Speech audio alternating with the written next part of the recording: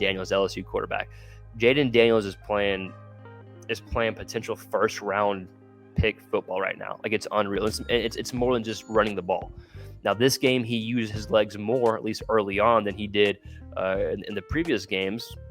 And the passing game it didn't take a while to get going. It was going. It was just the run game was so successful for LSU. They didn't really use the pass game, the deep pass game, until maybe second half or so. But Jayden Daniels overall is just playing such good, high-quality football.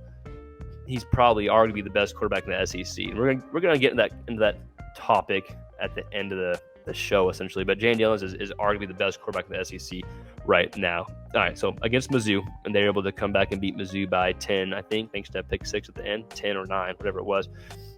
But Jayden Daniels against Mizzou was 15-21, 259 yards passing, 3 touchdown passes, a $130 on the ground, and another touchdown on the ground. Like, those numbers are unreal, but compared to Daniels' last few games, you're just kind of like, okay, yeah, it's a little lower than usual. You know what I mean? Like, you've gotten used to Jayden Daniels putting these huge games. He's also probably the toughest quarterback I've seen this year. One of the toughest quarterbacks I've had the opportunity to watch play. I mean, he's as tough as nails, right? It's unreal, and especially if you saw the hit he took yesterday.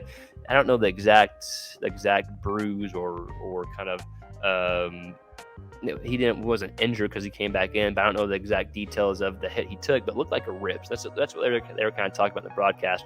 It looked like the ribs, and anyone that's had a rib injury knows how tough it is to play with bruised ribs. Like, it's excruciating. Anytime you laugh or cough, like, the ribs just like make you want to fall down in pain. And he was playing a freaking football game with some type of injury related to that, I believe, right? But regardless of what it was, one of the toughest quarterbacks I've seen, and he led that comeback for LSU under those conditions. I mean, it was unreal, especially that fourth quarter comeback. All right, so let's talk about in detail what he was able to do and how he was able to have so much success. Of course, the run game and I mean, what's the running back's name for LSU? Excuse me, Logan something Logan. Regardless, he went off. Jayden Daniels went off. I mean, the run game was going, and then once you start passing, the pass game was going.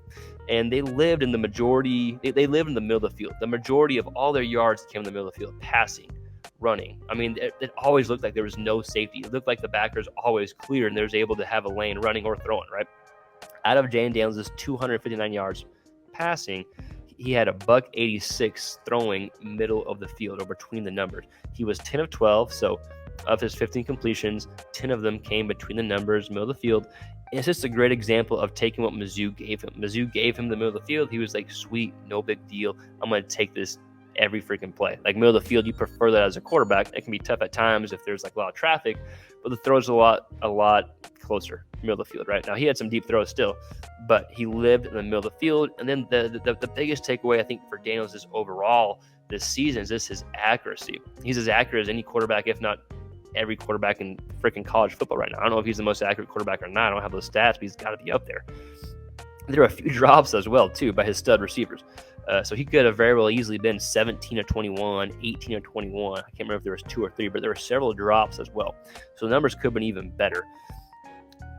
So he's accurate pushing the ball downfield, accurate in short passes. I mean, he was 4 or 5 on balls thrown 20 yards or more downfield. That's insane. And it's not like this is the first time for those numbers to appear. Like, those type of numbers have been happening game after game after game this season. I mean, it's been unreal for Jayden Daniels.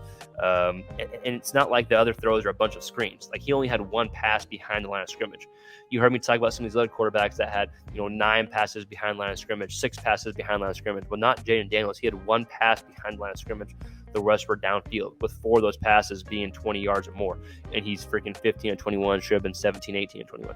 So the accuracy level is off the charts for Jayden Daniels right now. And I think a lot of people are taking note of that and are able to realize that. But it's been awesome. Second half, the passing numbers really took off. And, those last drives in the fourth quarter were able to lead them to victory, right? Kudos to LSU and finding a way to win after it looked like, oh my gosh, I don't know if they're gonna be able to pull this out, especially when they were down 25-17. They were down 22-7, 25-17. Then LSU found a way to get back into it. But yeah, Jayden Daniels, one of the toughest quarterbacks I've seen.